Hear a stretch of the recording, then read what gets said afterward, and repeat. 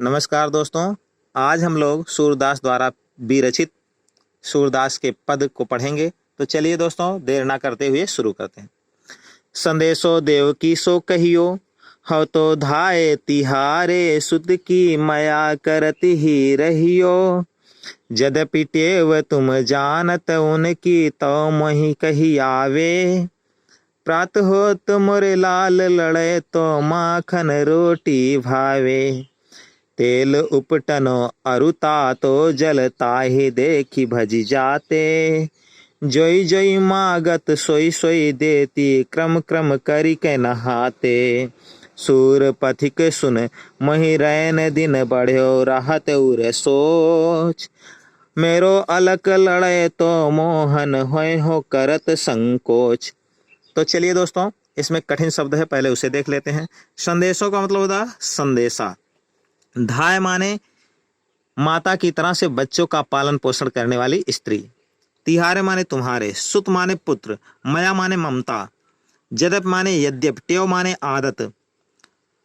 लाल लड़े तो का मतलब प्रिय लाडला पुत्र। और फिर है उबटनो माने उबटन हो जाएगा, जिसे बुकवा कहते हैं देहात में। तातो जल गर्म जल। भज जाते भाग जाते। पथिक माने राही हो जाएगा, मुसाफिर हो जाएगा। रैन माने रात्रि होता है। दिन माने दिन होता ही है। उर माने हृदय। सोच माने चिंता। अलक माने होगा प्यारा लाडला। लड़े तो मोहन। अलक लड़े तो मोहन, लाडला अर्थात प्रिय पुत्र। संकोच माने संदेह।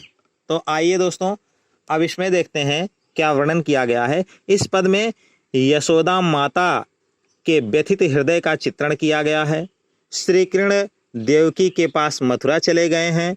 यशोदा उद्धव से देवकी के पास कुछ संदेश भेज रही हैं, उसी का वर्णन इस पद में किया गया है उद्धव जी के द्वारा। तो चलिए देखते हैं। संदेशो देवकी से कहियो, हव तो धाय तिहारे सुत की मया करत ही रहियो। कह रहे हैं कि हे उद्धव जी, आप यह छोटा सा मेरा संदेशा देवकी जी से कह दीजिएगा।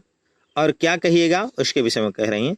हव तो धाय तिहारे सुत की मया करत ही रहियो। कह रहे हैं यद्यपि मैं उनके पुत्र श्री कृष्ण की धाय माता हूँ, मैं जन्म देने वाली माता नहीं हूँ, सिर्फ पालन पोषण करने वाली माता हूँ। तो मैं चाहती हूँ कि उनका मेरे ऊपर प्रेम बरकरार बना रहे। मया करत ही रहियो, उनका मेरे ऊपर प्रेम बरकरार बना रहे, वो मुझसे स्वाभाविक रूप से प्रेम करती रहें। बता रहे हैं यद्यपि टेव तुम जानत उनकी तो तऊ मोह कही आवे। बता रहे हैं यद्यपि श्री कृष्ण की सभी आदतों से यशोदा जी परिचित हो गई होंगी, सारी आदतें उनकी वे जानती हैं, फिर भी ना चाहते हुए, मैं कुछ कहना तो नहीं चाहती हूँ, फिर भी ममता के कारण, श्री कृष्ण के प्रति अत्यंत प्रेम के कारण मैं कुछ कहना चाहती हूँ और मैं उसे बता रही हूँ। प्रात होत मेरे लाल लड़े तो माखन रोटी भावे। बता रहे हैं प्रातः काल के समय मेरे पुत्र, मेरे प्रिय पुत्र श्री कृष्ण को मक्खन से युक्त रोटी, जिस रोटी में मक्खन लगा हुआ होता है, वह रोटी बहुत ही प्रिय लगती है, बहुत ही रुचिकर लगती है। तेल उपटनो और तातो जल ताहि देखी भज जाते।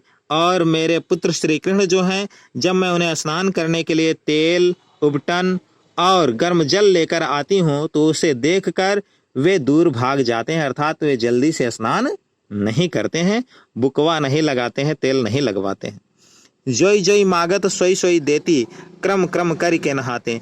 अब स्नान करने के लिए मैं उन्हें कैसे मनाती हूँ उसके विषय में बता रही हैं कि जो जो चीज़ें श्री कृष्ण मुझसे मांगते हैं, मैं एक एक चीज़ें उन्हें देती रहती हूँ। इस प्रकार से वे धीरे धीरे स्नान करने के लिए तैयार होते हैं।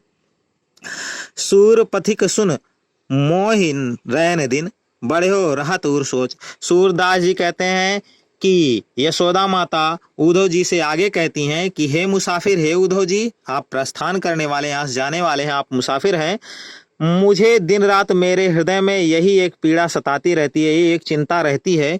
मेरो अलक लड़े तो मोहन होय हो करत संकोच। कि मेरा पुत्र श्री कृष्ण जो यहाँ से मथुरा चला गया है, मेरा लाडला पुत्र, मेरा अत्यंत प्रिय और दुलारा पुत्र, वहाँ रहकर भोजन करने में आज भी संकोच करता होगा, आज भी संदेह करता होगा, वह पूर्ण रूप से संतुष्ट होकर भोजन नहीं करता होगा। मुझे यह चिंता सता रही है। इस प्रकार का वर्णन इस पद में किया गया है। आइए दोस्तों अब काव्यगत सौंदर्य देखते हैं। तो सबसे पहले हम अगर छंद देखें तो छंद गेय पद है। अलंकार दोस्तों यहाँ पर स्वभावोक्ति है, स्मरण है, अनुप्रास है और पुनरुक्त प्रकाश अलंकार है। भाषा ब्रज है, रस वात्सल्य है, गुण माधुर्य है और शब्द शक्ति अभिधा है। तो आज के लिए इतना ही दोस्तों। इस वीडियो को आप लोग ध्यानपूर्वक देखिए, पढ़िए, इसे लाइक, शेयर और सब्सक्राइब कीजिए और कमेंट करके बताइए दोस्तों वीडियो कैसा लग रहा है। धन्यवाद दोस्तों।